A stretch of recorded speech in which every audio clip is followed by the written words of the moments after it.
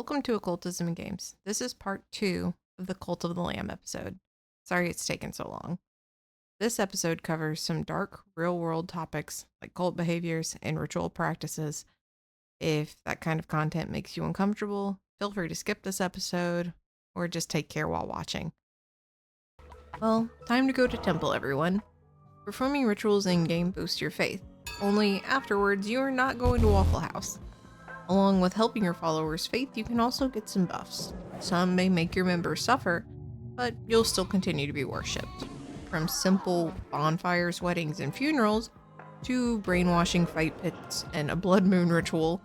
Personally, my favorites were resurrections, ritual fasting, crowning my most loyal followers, and my most loyal enforcer. Rituals in-game are just a way to gather faith, so that you can use that to unlock buildings and decor for the area that you're in. Yep, that's right guys, this isn't just a roguelike, it's also a management sim. Cult life in the game is the little lamb running around defeating the debaucherous gods in order to help your cult prosper. Gathering food and items, you can take them back to your compound and they will help you complete rituals, cook for your animals, and then build up the decor in your area, which in turn will make them more happy. While holding your sermons, you can gather your faith to give your followers doctrines. I, for instance, made my cult hate old people, but then I also made them dislike sacrifice, so they wanted to die young. So when I had a bunch of old people hanging around, the youthful recruits got really pissy, and then I ended up having to skulk around in the middle of the night to get rid of any old people. While these are just little tasks in a video game, you find yourself thinking, man, I'm doing such a great job taking care of these animals and forcing them to stay devoted to me. And then that got me thinking, wow, I bet that's probably what actual cult leaders believe in real life.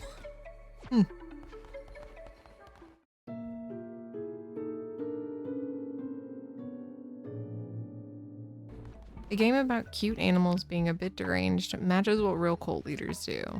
The ideals of, I'm taking care of you, so you should worship me. And while researching all these types of topics, it's truly horrific what humans can be capable of. And per the previous episode, we did learn about the Mesopotamian era, which did have a lot of destructive rituals because of those beliefs. I wanted to address more recent behaviors from what would be called extremist groups today. I'll be starting with Marshall Applewhite, who is in a cult called Heaven's Gate. He conducted a mass human annihilation by eating applesauce and pudding laced with drugs in a rented mansion in California. He believed that a spaceship following the Hale-Bopp comet, which made its closest approach to Earth on March 22nd, 1997, would pick them up and then take them to a higher plane of existence. The group lived pretty nomadically, with beliefs of science fiction and biblical ideals. Which I didn't realize this at the time, but there was a Sabrina the Teenage Witch episode, which that show was quite popular during that time era. And they had an episode that had a cult that had pretty much the same ideas and fate that this cult ended up having, which is kind of crazy to put that in a kid's show. And another thing we saw pretty common in episodes from our childhood is this next cult that was led by Jim Jones. He was a self-ordained minister, and his temple ended up relocating to San Francisco because it got so big. The mayor then appointed him the city's housing authority, but in 1997, he had a slew of bad press and began to abuse the temple members.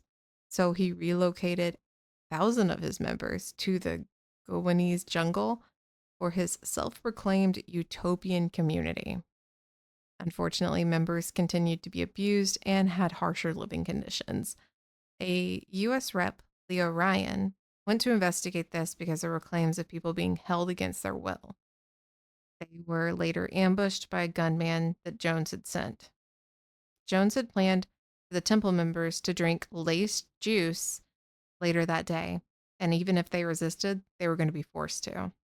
Before 9/11, this was the single largest loss of U.S. civilian lives in a non-natural disaster. I've seen these two occur in pop culture, even to this day, where just joining a cult ends up with you drinking or eating something to end it all. Well, in Cult of the Lamb, It is similar with this, with the nomadic living, the rituals to show loyalty. Not all extremist groups' behavior mimic this, and they range from political groups to religious groups. And recently, there was even a TikTok dance group that was accused of money laundering and trafficking, though no arrests have been made. Cults in the most recent year don't really look as clear cut as Cult of the Lamb maybe makes it out to be, while using the same tactics of they're taking care of you, so you should worship them.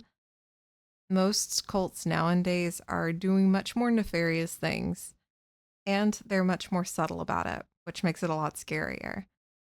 So, if you take anything away from this, let it be careful who you give your time and energy to, and look for the signs, and don't let people use you.